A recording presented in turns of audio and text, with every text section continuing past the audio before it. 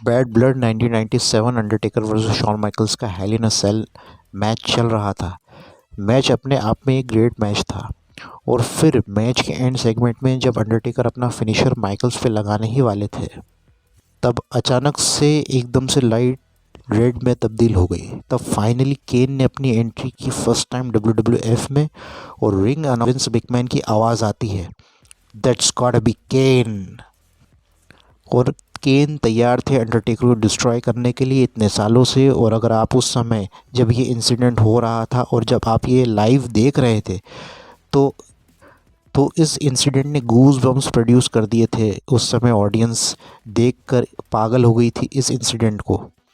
ऐसा लगा कि मानो कोई हॉरर मूवी का मॉन्स्टर रिंग की तरफ बढ़ रहा हो। केन का कैरेक्टर स्लेशर हॉरर मूवीज़ के फेमस जेसन वोरिस और माइकल मायर्स के आइकॉनिक कैरेक्टर से इंस्पायर था। केन ने अंडरटेकर के ही फिनिशर टूम्बस्टोन पाइल ड्राइवर को अप्लाई किया और माइकल्स अंडरटेकर को पिन करके जीत गए थे।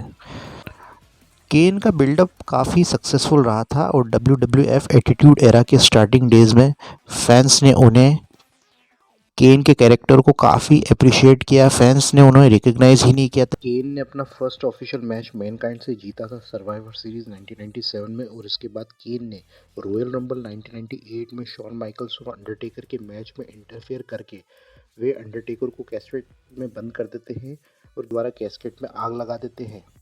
और इसके बाद रॉ के एक एपिसोड में अंडरटेकर की वापसी होती है। केन वर्सेस अंडरटेकर का मैच रेसलमेनिया 14 में सेट हुआ। अंडरटेकर ने रॉ के एक एपिसोड में कहा था कि वो अपने भाई अपने खून से नहीं लड़ सकते, लेकिन उस समय इस मैच की को बहुत हाइप और ब्लॉकबस्टर इवेंट की तरह बुक किया गया था। लेकिन अगर आज हम इस मैच को अगर वापस देखें तो एक एवरेज ब्रॉल दिखाई देता है दो जायंट्स के बीच। Over the years Undertaker versus Kane ने बहुत सारे ग्रेट मैच दिए हैं अपने करियर में, और ग्लेन जेकब्स एक केन को फाइनली सक्सेस मिली अपने डब्ल्यूडब्ल्यूई करियर में। और केन का कैरेक्टर भी चेंज हुआ है और इवॉल्व हुआ है इतने सालों में।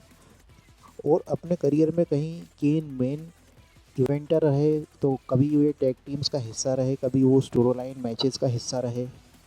और 2003 में जब ट्रिपल एच का रेन ऑफ टेरर चल रहा था, तो उस दौरान एक स्पेक्यूलेशन रखी गई थी वर्ल्ड टाइटल मैच के लिए कि केन अगर ट्रिपल एच से वर्ल्ड टाइटल हारते हैं तो वो अपना मास्क उतारेंगे। केन उस मैच को हार गए थे और फर्स्ट टाइम उन्होंने अपना मास्क उतारा और अपना फेस रिवील किया ऑडियंस के सामने, और उनके फेस पे स्कार्स थे।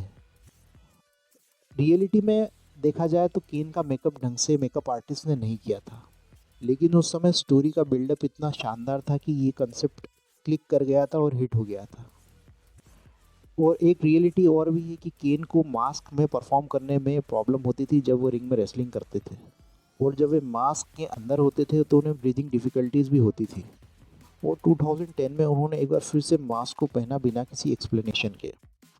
और उसके बाद 2010 के बाद वो अथॉरिटी का फिगर है जिसमें उन्होंने corporate type of gimmick follow करी थी। अपने डब्ल्यूडब्ल्यूएफ की 25 प्लस ईयर्स में तक रहने के बाद 2021 में उन्होंने हॉल ऑफ फेम इंडक्शन में शामिल किया गया। केन का कैरेक्टर डब्ल्यूडब्ल्यू इतिहास में मोस्ट आइकॉनिक कैरेक्टर्स में से एक है, और ये